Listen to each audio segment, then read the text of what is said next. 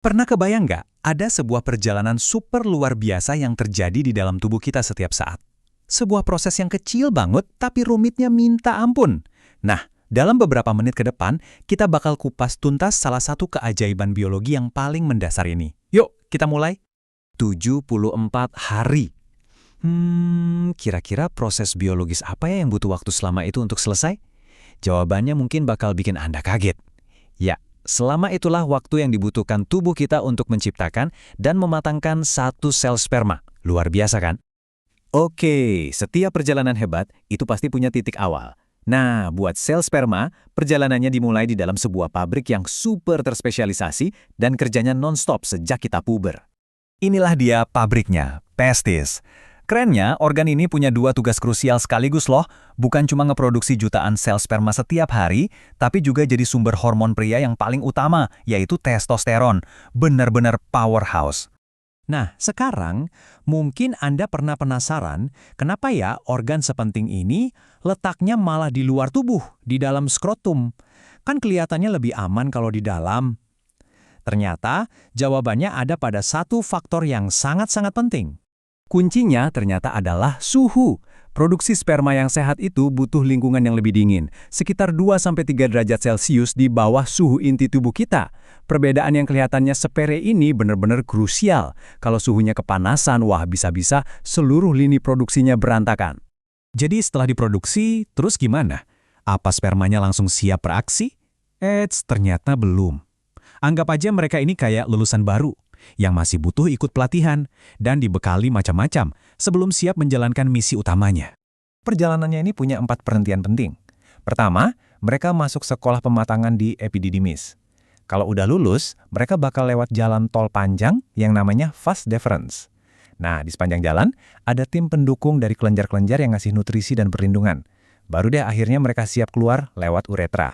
Prosesnya itu ngalir banget. Semua berawal dari tubulus seminiferus di dalam testis. Dari situ, sperma yang masih hijau pindah ke epididymus buat dimatengin. Nah, baru deh mereka jalan lewat vas deferens, di mana mereka dicampur sama cairan penting dari vesikula seminalis dan kelenjar prostat buat ngebentuk yang namanya air mani. Tim pendukung ini perannya vital banget loh. Vesikula seminalis itu ibaratnya ngasih bekal makanan berupa fruktosa buat energi. Terus kelenjar prostat nambahin cairan basa buat melawan lingkungan yang asam. Terakhir, kelenjar bulba uretra ngeluarin pelumas buat membersihkan jalan. Wah, kerja sama tim yang solid banget ya. Oke, sekarang ayo kita zoom in lebih dalam lagi. Kita bakal lihat ke level mikroskopis buat menyaksikan gimana satu sel induk bisa berubah jadi jutaan sel sperma yang kita kenal. Ini keren banget loh.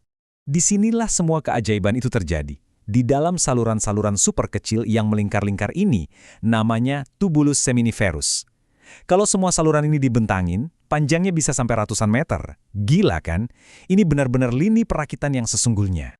Prosesnya ini disebut spermatogenesis. Dimulai dari satu sel induk yang namanya spermatogonium, lewat serangkaian pembelahan sel yang super rumit yang disebut meiosis, satu sel induk ini pada akhirnya bisa menghasilkan 4 sel sperma, sebuah strategi produksi massal yang super efisien.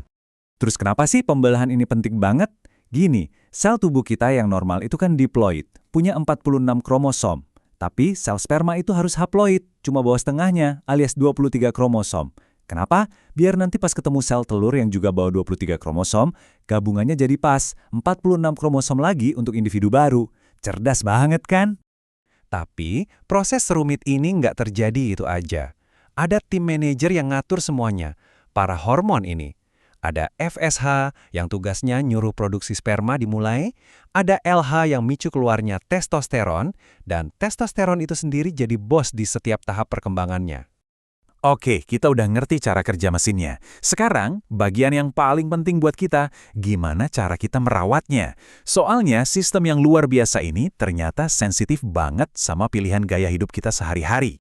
Yuk kita langsung ke sesi tanya-jawab cepat.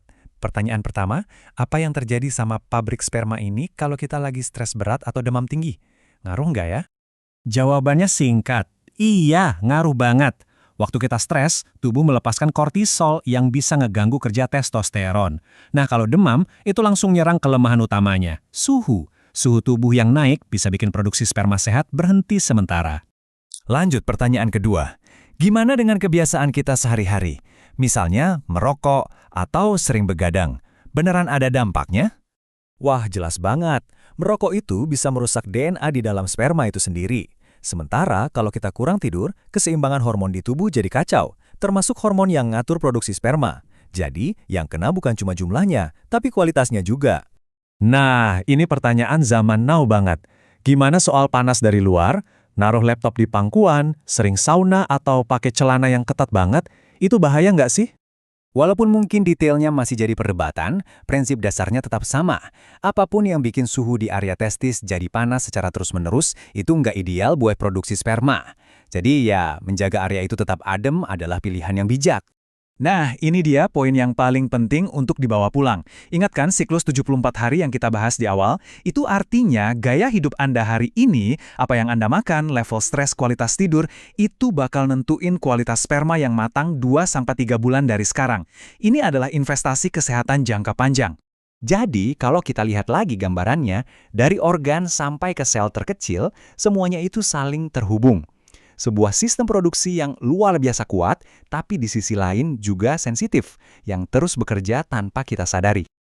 Kita baru saja menyaksikan perjalanan luar biasa sebuah sel selama 74 hari, sebuah bukti betapa indah dan rumitnya biologi manusia. Pertanyaannya sekarang, setelah tahu bahwa Anda adalah manajer dari pabrik super canggih ini, keputusan apa yang akan Anda ambil untuk menjaganya?